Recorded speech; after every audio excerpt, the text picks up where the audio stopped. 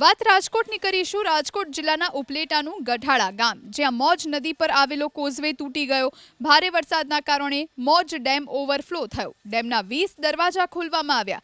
તેના પાણી મોજ નદીમાં આવતા ગઢાળા ગામ પાસે આવેલા કોઝવેમાં મોટા ગાબડા પડ્યા। પરિણામે સ્થાનિકોને ભારે હાલાકી વેઠવાનો વારો આવ્યો। સ્થાનિકોની માંગ છે કે કોઝવેને ઊંચો બનાવવામાં આવે। આ માટે 6 કરોડ રૂપિયા મંજૂર થયા હોવા છતાં પ્રશાસન કોઈ જ કામગીરી કરતું નથી। દર વખતે આ રસ્તો એટલો 20 દરવાજા ખોલવામાં આવે તેના લીધે એટલો ધોવાઈ જાય છે। દર વખતે થોડું સમારકામ કરીને મૂકી દેવામાં આવે છે। 2 વર્ષ થાક્યા છે કે આ રસ્તો સમારકામ થવાનો છે, પુલ બાંધવાનો છે, પણ એની કામગીરી હજી શરૂઆત થઈ નથી। તકલીફની તો વાત જવા દે। હવે આમાં માંદા થયા, હાજા થયા, કોઈ ડિલિવરી, આમાં જવું કેમ નથી માણસને? હવે અત્યારે કંઈક મળતું હોય તો અમારે કેમ લેવા જવું? તો કોઈ ઉપલેટે હટાણું હોય તો કેવી રીતે કરવા જવું?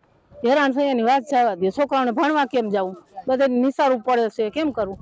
આજે છેલ્લા 3 દિવસથી મોજ ડેમ ઓવરફ્લો થયેલ હોય, જેને કારણે ગઢાળા ગામનો જે મુખ્ય રસ્તો જે મોજ નદીમાં કોઝવે આવેલ છે તે આજે 3 દિવસથી પાણીમાં ગરકાવ થઈ ગયેલ છે। જેને કારણે ગામ લોકોને તાલુકા મથકે જવા માટે 12 કિલોમીટર દૂર ફરી અને જવું પડે છે। આ ગાબડા આમ તો 5 થી 7 વર્ષથી પડેલ છે, પરંતુ અધિકારીઓ જે મેટલ નાખી અને દર વર્ષે જતા રહીએ છે। અમારી એવી માગણી છે કે આ ગાબડા જો પાકા રિપેર કરવામાં આવે